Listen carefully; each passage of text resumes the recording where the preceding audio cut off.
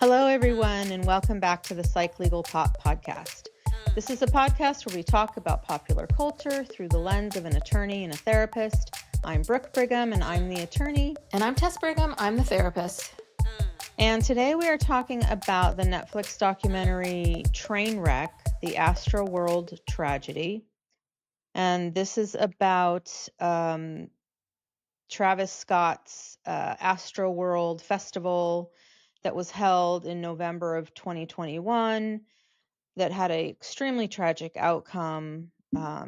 10 people ended up losing their lives that day. Countless others, thousands of people injured. This really is a tragic and upsetting story, and really infuriates me all the way through. Yeah. So high level, I didn't know much about this. I didn't even know that much about Travis Scott. I'll be perfectly honest with you. If he did not date Kylie Jenner, yeah, I don't think that I don't think that I would have even known who he was at all. So I did not know his music. I could not pick out one song. I didn't know anything about him and right, like this history that he has at concerts and the kinds of concerts that he has. And then the other thing too is, when you think about these things like safety and flow of, how do you build an amusement park, and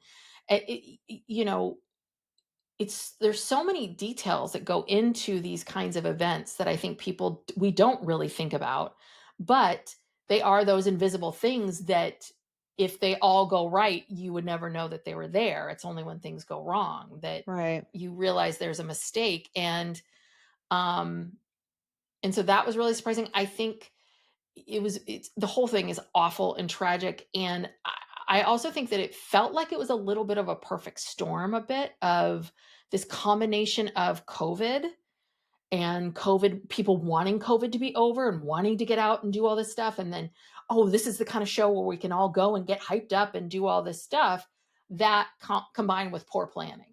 Yeah. Well, also, these huge festivals like Astroworld or Coachella or, what's the Outside Lands or, any of these are new phenomenons.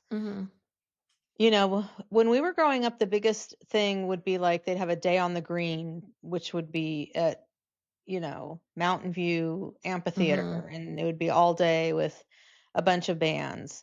I mean, these festivals, they're dangerous if not handled properly for all kinds of different reasons, because it's so many people and there for such a long time and everybody crowded in together.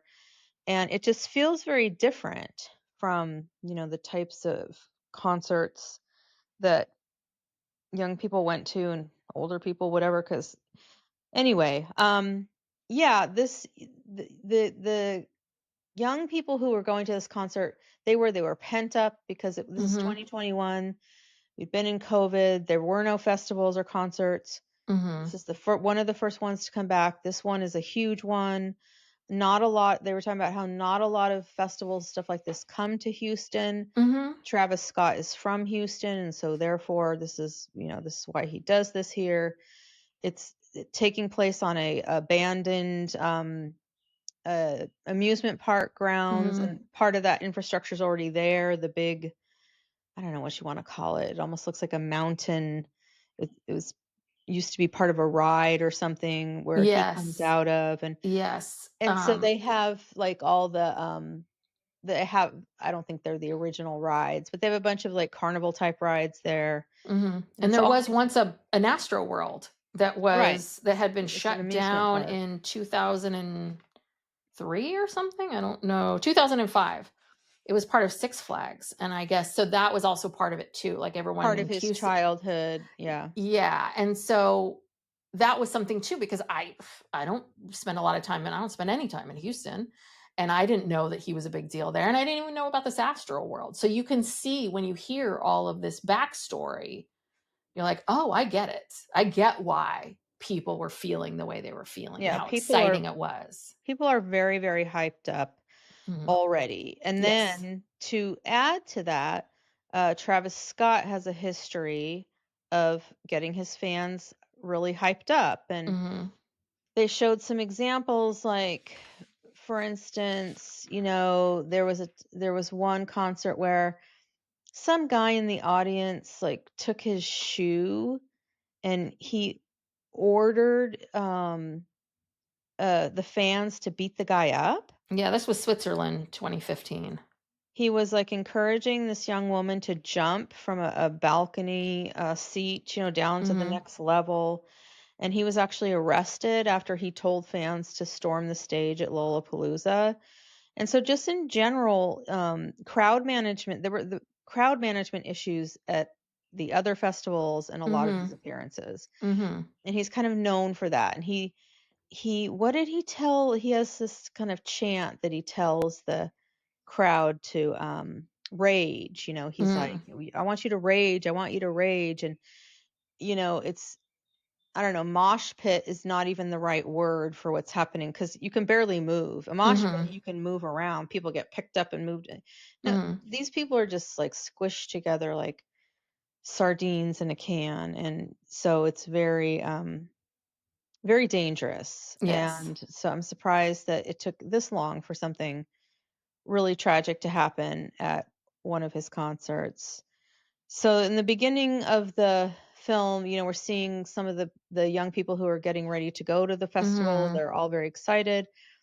And this is something that always amazes me is like in the beginning of a documentary, you can tell who the obviously this person plays a big role Mhm. in it because they're talking all about, the lead up.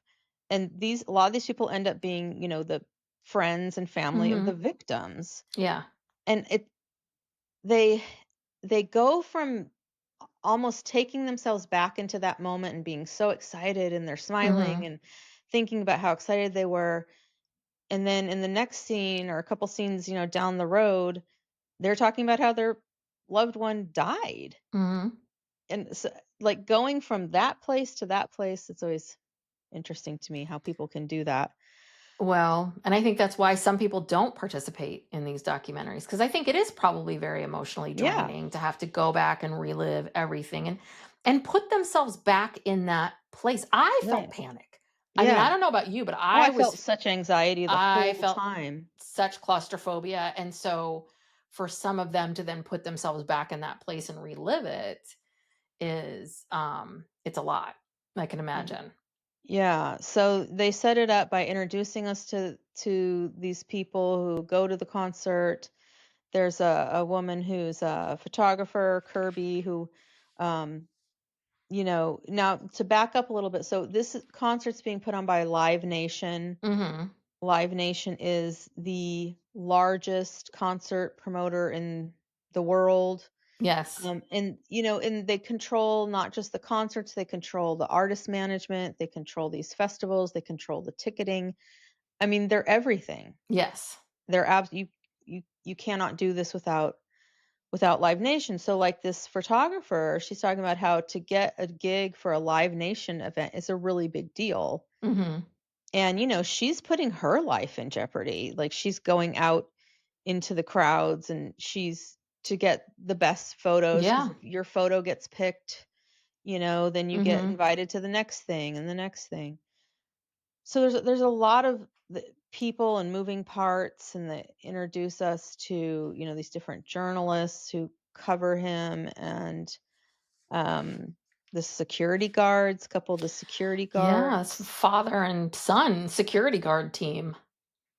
Um, yeah, and so they were told, well, the only instructions that these security guards said that they had was from other workers, and basically Mhm. they said, "Be ready for them to rush the gates." Because people are gonna rush, because apparently this is another thing that happens routinely. People Mhm. who don't have tickets, they rush the gates, they just kind of storm through the metal detectors, Mhm. and there are so many people and so few security and law enforcement that most of them get through, Mhm. Yeah. and they don't even know how many people even get through. Well, you could see that this was not organized well when this guy, the last name is Bush, the two security officers. That's the younger, that's the son, who is very anxious to get this gig because he's like, listen, I got 5 kids. So I want this gig. And he was communicating with them at 1 o'clock in the morning. And he had to report there the next day, that day at like Mhm. 5:30. So there's no So training there's or no training. They never even, I mean, so this is the part that's kind of surprising is you would think that this would be some rinky dink thing that they would not think this through, but you're Live Nation. You don't have a protocol for each concert of we're going to sell this many tickets. And then if we sell this many tickets, this is the number of security officers that we need. And with these kinds of concerts, we need more security. And with these kinds of, right? Like there was no, this was not their first concert. This wasn't even the first Astroworld. So there was right. a little bit of like, what is the, was it COVID? Did everyone just lose their minds and everyone forgot how to do their jobs? But there was zero checklist. Like that was the part that you're hiring security The night 5 before? hours I know. before this concert. Like you didn't think this through? Um, Well, yeah, and we meet this guy Scott Davidson who's a crowd safety expert, and he he's my at the favorite. at the end he breaks this down like what went wrong, but you know, after the Astroworld tragedy, he was asked to work for Live Nation and Hmm. consult with them, but he's like, this is not the time to ask. You should ask before, Yes. ideally.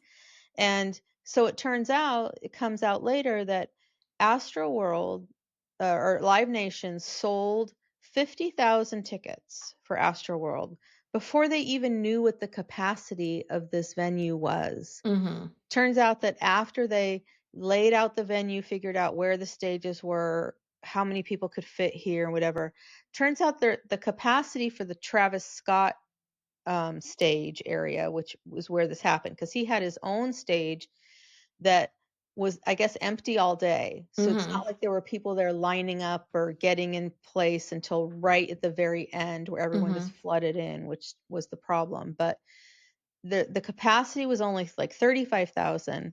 Hmm. Plus you had all those people who stormed through the gates and Hmm. never had a ticket. So let's say there's another 5,000 or maybe Hmm. more of those people. So now you're like way over capacity Yeah. Well, already. I also think, and I don't know if this is something I would assume anyone in event planning must take into consideration. There's always a certain percentage of people that don't show up. There's always a Mhm. certain percentage of like that, you plan a party and 30% won't come. So I also wonder if they didn't think through a little bit of, oh, is everyone going to come? Like usually about 20-30% of people don't come, but I got the sense that like everybody who got a ticket to this Yeah, was coming. They were going to because 'cause they're show, dying to get they're out. dying to get out. They were going to show up.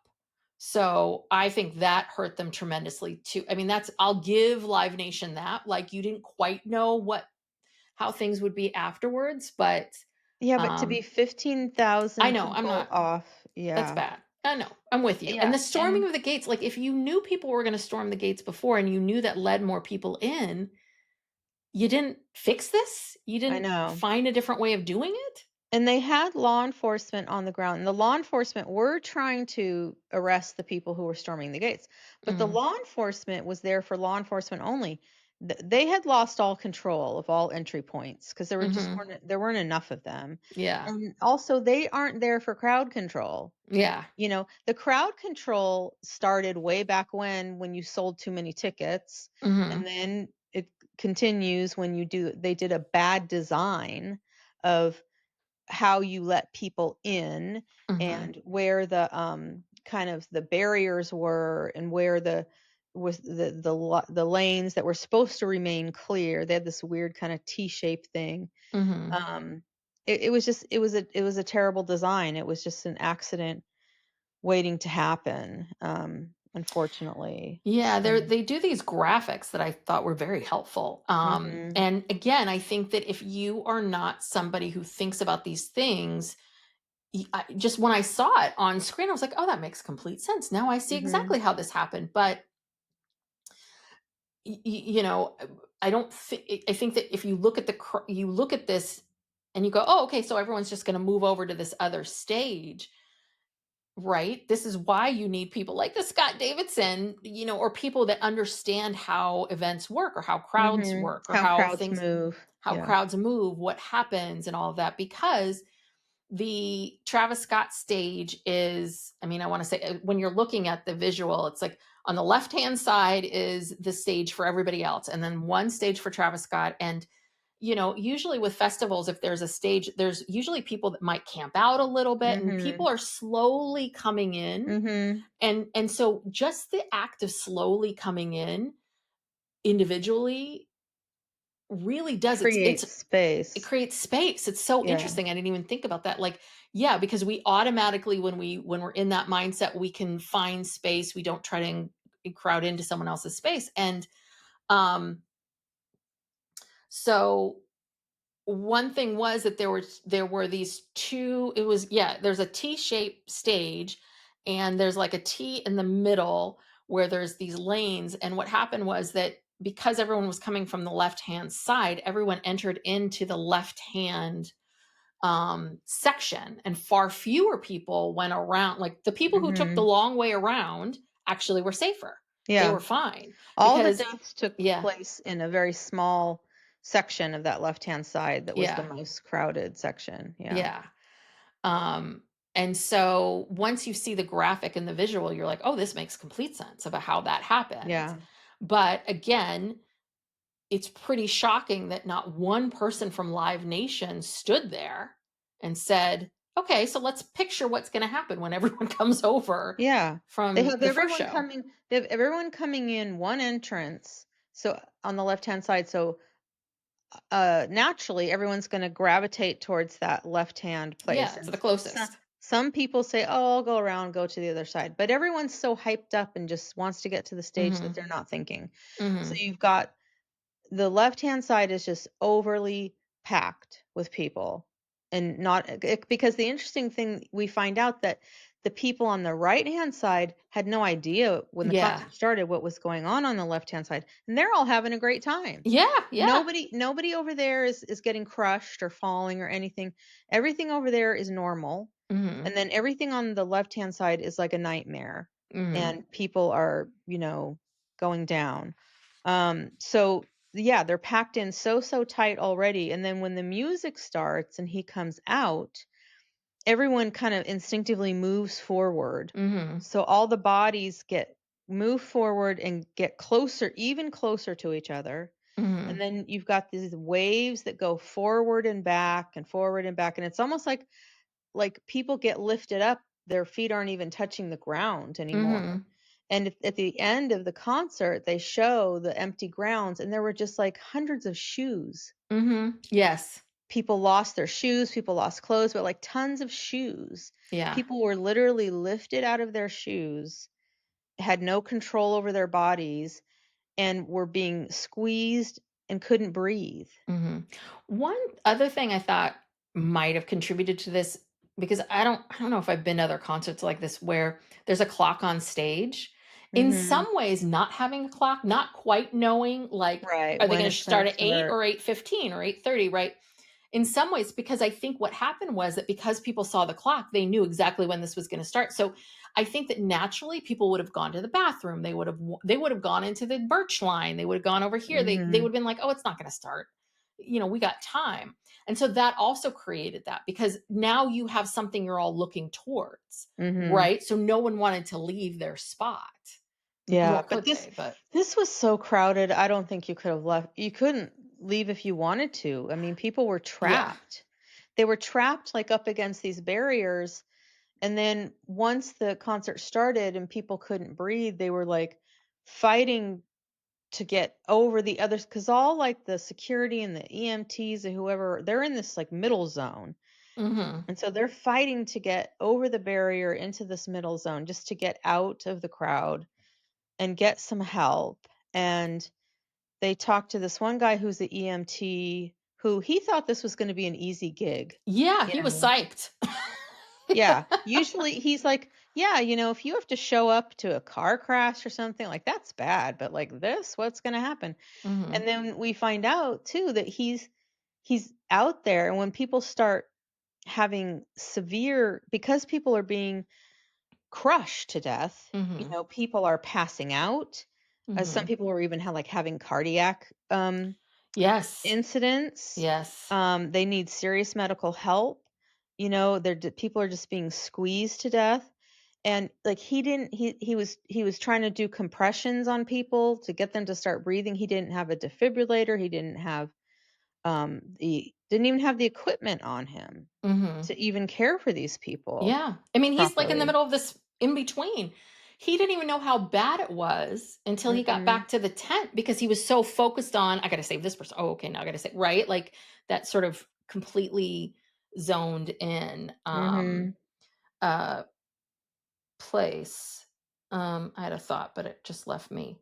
Um, oh, the other thing that surprised me was, and I guess in my mind, I would have never even thought this, but people started calling 911 Yeah. because I was like, yeah, everyone has their phones. And so Mhm. people start calling 911 and calling and calling and calling. And so, um, so this whole, there's a whole segment in this where there's a little bit of like, why then wasn't the show stopped? Because he did perform the entire set. He Mhm. did like he started at 9 o'clock and he ended at like 10:15, 10:30. So Travis Scott himself saw some things at 9:42. He stopped the show because he's noticed someone has passed out.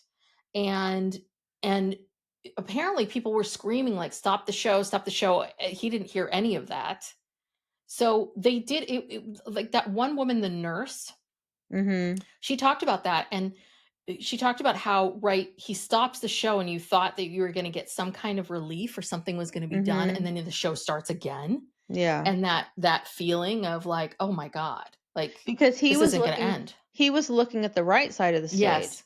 He was turned to the right side, so he saw someone pass out over there, not knowing that behind him, if he just Hmm. turned around, there's multiple people on the other Yes. side passed out, crushed. Yeah, and so what started happening was, with the people getting crushed together, then started falling backwards, and they're falling on each other. Yes. So the people at the bottom, I mean, imagine you're at the bottom and there's like a layer of, two or three more people on top of you. Hmm.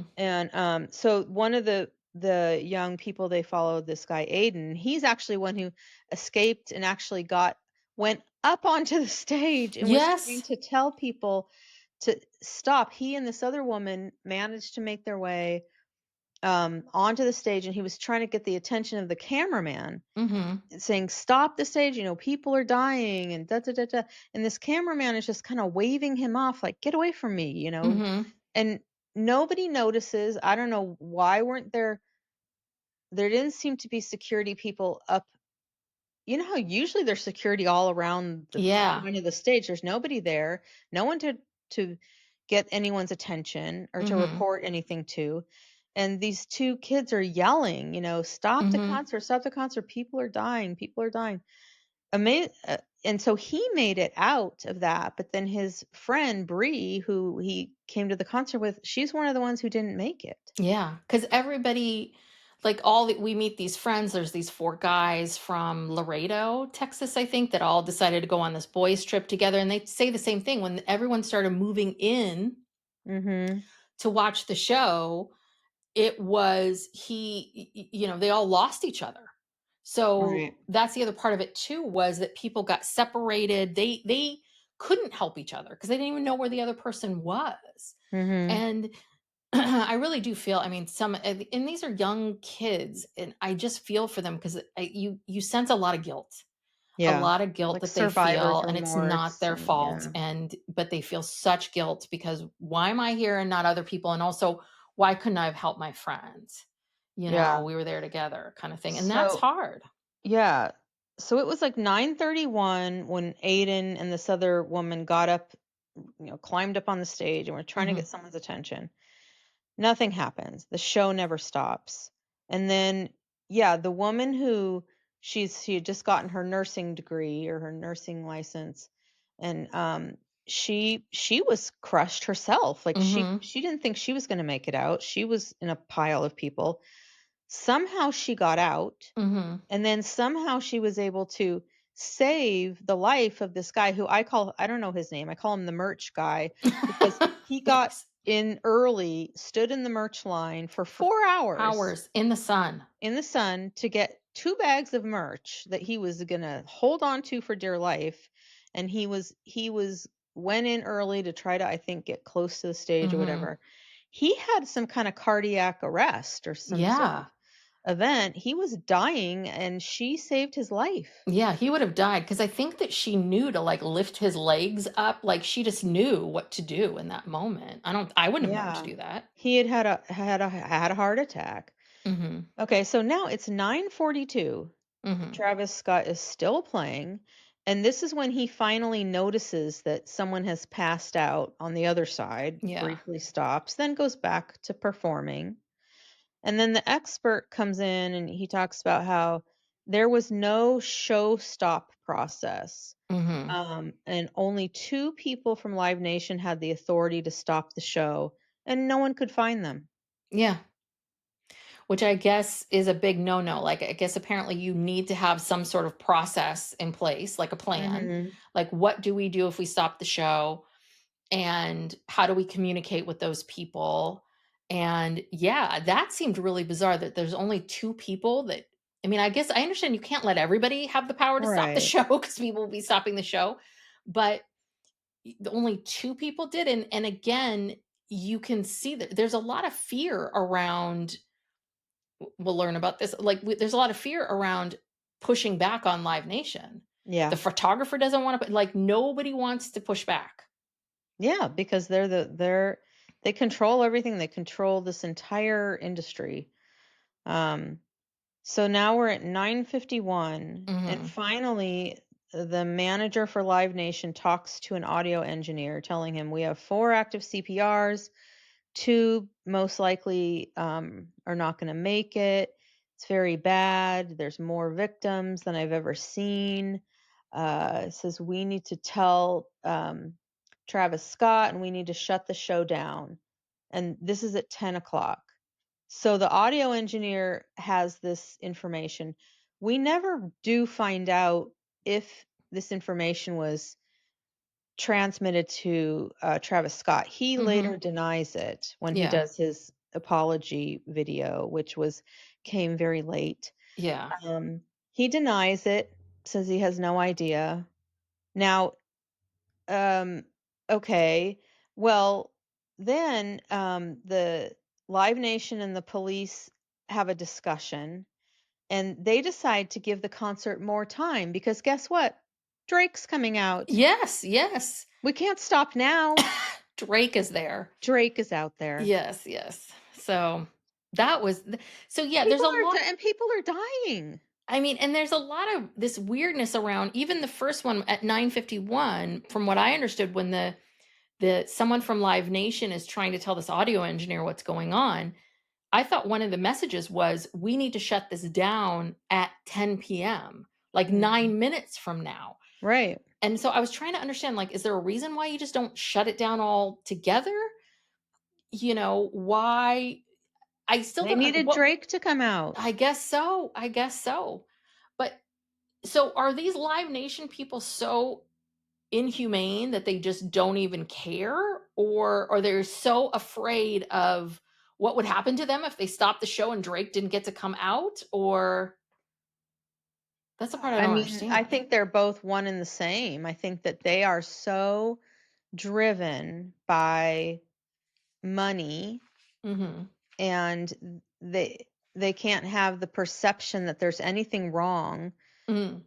And I think they thought, well, there's nothing we can do about this. I don't know what they thought. I can't even speculate as to what they thought or what the it's just, yeah, it's so callous. Yeah. I mean, you would think that the minute that someone from Live Nation heard, someone in the crowd died. Yeah.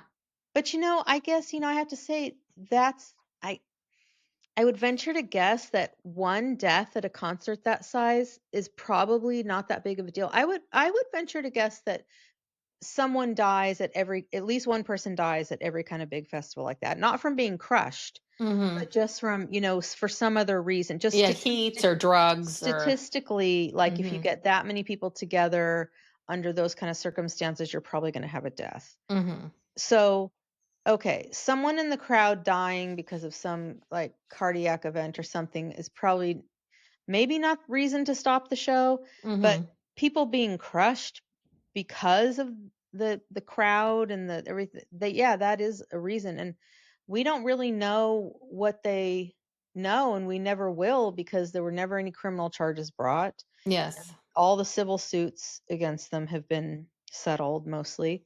Mhm. So I don't know. It's just it's unbelievable that it's insane that multiple Mhm. deaths are in progress. And then we have to wait for Drake to come out and finish, and then at 10:13 mercifully the Yeah. concert finally ends. Yeah. And we don't know was Travis Scott oblivious this whole time? We don't Yeah, know. I don't who knows? The other part of it is, and we were chatting about this before we started, which is a question that I was asking myself the whole time, which is what is Travis Scott's responsibility? Right? So he has this reputation of hyping people up. um is it the responsibility of Live Nation and the concert promoters to be extra careful? And because it sounds like, okay, for these kinds of shows you might need more people or more processes or more things in Mhm. place. Whose responsibility of that? Because it was Travis Scott's Astroworld. You are putting your name in the front of it. So Mhm. what's your responsibility in this? Of like, yes, that's not your job. You're the artist, and I'm with you on that. But I was very surprised to see how he really kind of distanced himself. Like he wasn't willing to take any level of like, yeah, my name was on that and it was tragic. And Mhm. I have to, because seeing this now, I realize that I put my name on it. This is my event. So like you are, again, this is you are the one promoting this. This is you got all these people together. You're doing all this that you didn't have anybody on your team that was thinking through anything. You just kind of blindly trusted Live Nation. Well, and especially when And he'd yeah. had prior incidents. He Yeah. had been arrested for inciting this type of behavior before. Mhm. So, I mean, I definitely think he has a responsibility. Absolutely. I mean, people are there to see you, and you should not be inciting violence, which is what Mhm. he was doing. And when he told the people, "Oh, beat this guy up because he took Yeah. my shoe," that's inciting violence. That's a crime. I mean, it's Mhm. irresponsible. He's completely in the wrong. Mhm. I feel like he's um maybe not just as liable as Live Nation, but close. Yeah. I guess I thought he would have been a little bit more contrite or a little bit more apologetic, or because again, you're saying I'm from Houston, this is my event, Right. Astroworld means something to me, it's the name of one of my albums, I created this event, everybody's been cooped up, I'm going to do this, and you slap your name on it, and then sort of walk away from everything else. It's like, well, then if you don't want that kind of responsibility, then don't create festivals. Yeah. Well, and so the next day he makes this cheap cell phone video Yeah, that was bad, where like, he's, yeah, it's sending dark. prayers. Yeah, he's sending prayers to the victims. He claims that he didn't know what was going on, at all the whole time. Mhm, Um Which I don't really know, but anyway, it looked really, really bad. And so by this time, then Live Nation came in, and they told the photographer lady, and I'm sure they told everybody, don't talk to the media, mhm. don't post about this. Obviously, they canceled the rest of the thing because now it's an active crime scene. Yeah. And that's when you see all the shoes, all the Mhm. clothes. People just came up out of their shoes. And so on that day, 8 people died. Yeah. And then Travis makes his cheesy, video the next day. And then after that, 2 more people die. someone dies the day after, and then the last person to die was a child Yeah, 9 years old. who was there with, his parents, and I remember, like, when this happened, the emphasis was a lot of people died because, um, like, if you're in a crowd like that and you fall, forget it, you're Yeah, dead. you're gonna be trampled. But you're gonna be trampled, and it was so sad because it was this man who had brought his 2 kids, and I think one of them was on his shoulders and the other one, and, like, one of the kids, yeah, Mhm. got trampled. It's just it's just awful, and, it was like, but they talk about how he wanted this mob Yeah. mentality and this chaos, and he's telling people to rage. He's encouraging this. Mhm. And so then Nike, like, suspends something that they were gonna release with him. He was, like, disinvited from Coachella. Yes, yes. Another narrative starts coming out about that it wasn't that people were crushed, there was a bad batch of drugs, that there was Oh, like a please. madman with A syringes. madman, right. One madman who was able to Sticking navigate this people, crowd yeah. and was injecting people, and that's what happened. And it did make me really wonder about, like, who started this narrative?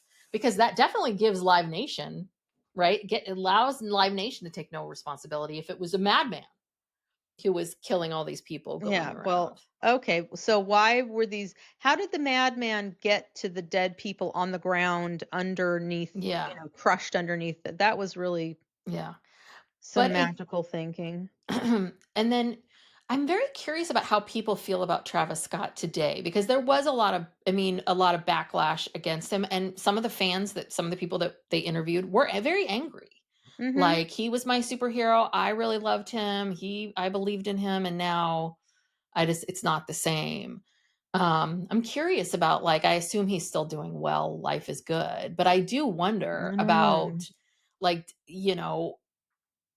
how how this has affected him, because one thing I did notice with him was that he did this video, and then we see this interview with him and Charlemagne Mhm. later on, but I don't know, did he do anything else? Like, we've never heard him talk about this. We've never, like, he just kind of was like, okay, I'm not going to talk about this anymore. Like, he kind of tail between his legs, you Well, I know? think he just tried to throw it back on, Live Nation because, yeah, in that interview with Charlemagne, he claims he heard nothing, he was Mhm. never told to stop, not my problem, didn't seem to care, did not seem to be at all remorseful. Mhm. Um, you know, I mean, let's Yeah, he's see. saying no one told me to stop now. Um and So yeah, I mean, that's the question. If you're going to slap if you are hosting this event, is it your responsibility to ask certain questions? Mhm. And it did not sound like he asked, or his people asked, the right questions. Well, so I just pulled this up real quick. So it says, that he recently released his album Utopia in 2023, which topped the Billboard's 200. Um, he ha- completed a tour which generated over $210 million, making it the highest selling solo rap concert tour of all time. until now, at that time, because I think No, this I is think 2023. yeah, I know. And now, but that got broken by Kendrick Lamar, Oh, and okay. says, Well, FYI, people. okay, okay. My Not point anymore. is, Yes, at the time it was. he's not hurting. Yes, He's yes. He's not hurting. He continues to collaborate with major brands such as Nike, active on social media, Astroworld tragedy, da da da da da. So, yeah, I don't know. And I don't understand. I have to say, I love rap music. Uh-huh. Travis Scott's music is not good.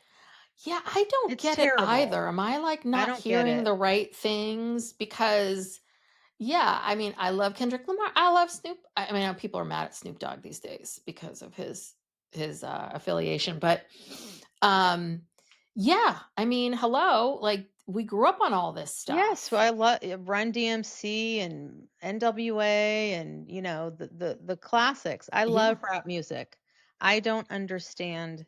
His music is just all auto-tuned, Yeah. and, don't So, really care for it. and it's that because when he stops the show, he's still speaking in that weird microphone Yeah, his thing, auto-tune that auto microphone. tune, like, meh, meh, and so is he really talented, or is he more of a showman? Because my God, he moves like I could not do that for an hour and a half. What he was doing, he was jumping around. Like Yeah. Well, he's he young. definitely commands attention. He commands an audience. Like when you watch him, he is a good performer. But I don't get the music at all. I really Yeah, don't. I don't. But So, I did the write down what Scott, or this was on. I can't remember if this is what Scott said, but I felt like it summed everything up perfectly. The Mhm. What's Scott's last name? Sorry, Scott Davidson. Davidson. Um, he said Astroworld is not an accident. It was Mhm. an inevitability due to the lack of foresight and abandonment of basic safety protocols. Mhm.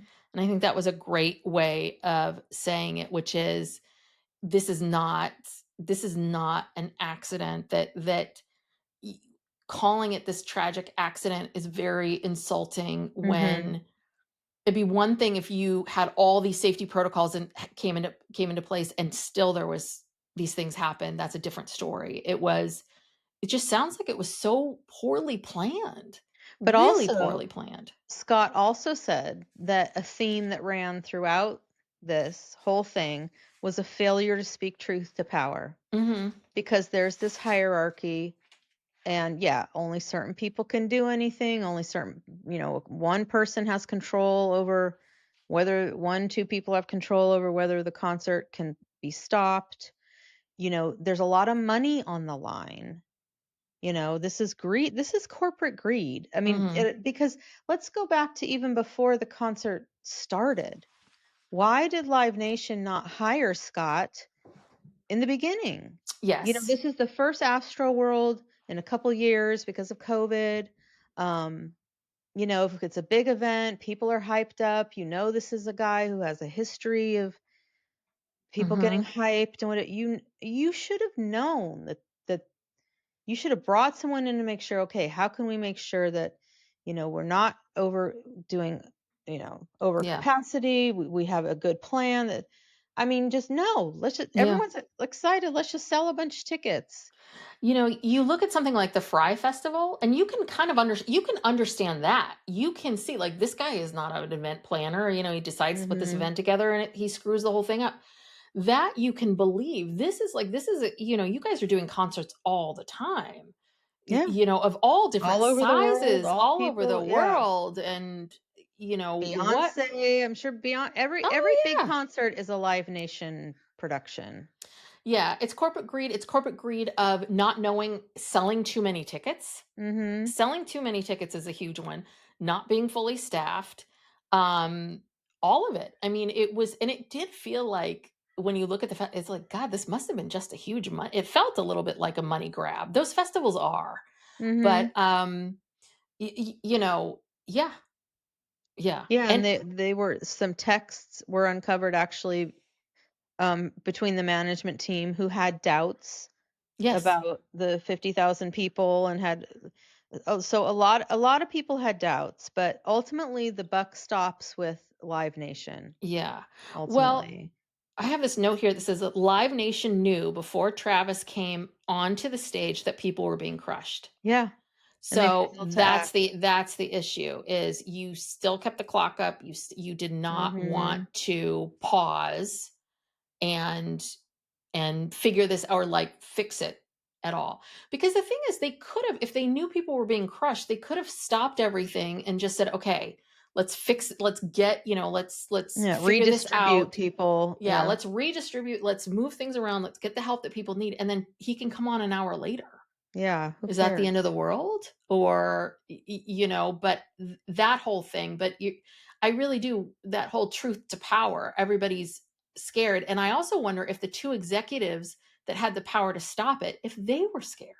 Yeah. Like, they might have had the power to stop it, but maybe they got this thing of like, oh, so and so over here stopped a concert once and they don't have their executive job anymore. Right, because there's people above them, they're just the Yeah. highest people who are there on site, I guess. And it's also the end of 2021, the economy, like things have been hard. People don't want, especially if you're an executive, people are scared to lose their jobs. I mean, Mhm. that's the other part of it too. So yeah, Live Nation, very much so. But in 2023, a grand jury found no individual was criminally responsible for what happened. No, no, no criminal responsibility for anyone, any corporation, no one. Yeah, and then 2024, Travis Scott broke records with highest selling solo rap concert tour of all time, like we said, generating over 210 million, produced by Live Nation. Hmm. Live Nation response was they blamed it on SMG Global, who set the capacity, and it was approved by the Houston Fire Department. Festival Safety and Risk Director of the Houston Police Department agreed to and executed an early show stop. So it wasn't even Live Nation that it was like the police and fire people had to step in and Hmm. they don't care. They're not going to lose their jobs over this. Yeah. But yeah, no one at Live Nation was going to pull the plug apparently. Hmm. So yeah, so 49 lawsuits were filed. Um Wow. It was like I think it was like a joint $750 million lawsuit. I think that all the victims were represented by attorney Benjamin Crump, who was the attorney for Trayvon Martin's family, George Mm. Floyd's family. He's a very high profile attorney. And so they ended up settling. They settled all of the wrongful death lawsuits. Um, But the people who died, we don't know the terms, it's all confidential. There were 2,400 personal injury lawsuits pending originally.